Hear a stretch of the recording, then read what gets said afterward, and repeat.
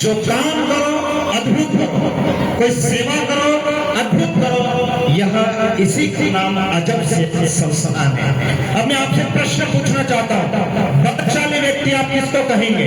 तो सबके मन में एक बात आती है, बलशाली व्यक्ति उसी को कहते हैं। दो योद्धा होते हैं और दोनों बलशाली होते हैं और दोनों आपस में युद्ध करते हैं, जो जीतता है वो बलशाली होता है। लेकिन मैं इस संस्था में जब आया और जब इनके पदाधिकारी मेरे वहां पर धाम पे भी आए थे, मैं एक बात कहना चाहता हूं कि बलशाली व्यक्ति, दो बलशाली व्यक्ति जब आपस में युद्ध करते हैं तो एक को गिरा देते, उसको बलशाली नहीं कहते हैं। बलशाली उसको कहते हैं जो कमजोर है, असहाय है, जो कुछ कर नहीं पा रहा है, उस व्यक्ति को ऊपर उठा करके विश्व पटल पर लेकर जाए, उसको बलशाली कहते हैं। और बलशाली का उदाहरण देखना हो अजब सेवा संस्था।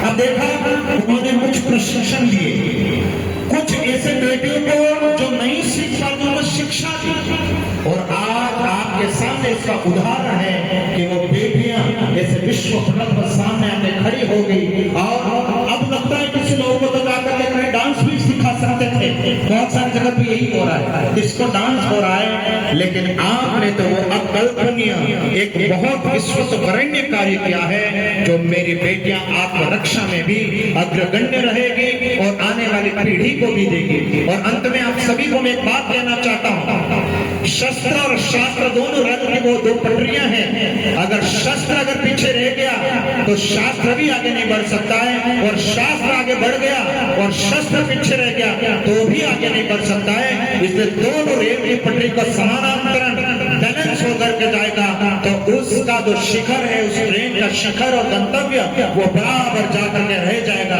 हम सनातनियों का यही तो शिखर है, हम आगे बढ़े। और जो यहाँ पर सभी लोग बैठे, एक बार अजब सेवा संस्थान और जो भी अन्यत्र और भी संस्थाएं यहाँ आई है, मैं सबसे कहना चाहता हूँ कि आपका धाम माकड़ा देव धाम अब प्रतीक्षा कर रहा है कि यही दी हुई प्रशिक्षण एक ऐसे वन के क्षेत्र में जहाँ पर आशा है, जो बहुत कमजोर तबके के लोग हैं वो भी आपकी प्रतीक्षा कर रहे हैं। और वन के क्षेत्र में आकर के जब आप ये काम करोगे तो मुझे लगता है कि यह कार्य और हमको गति देगा।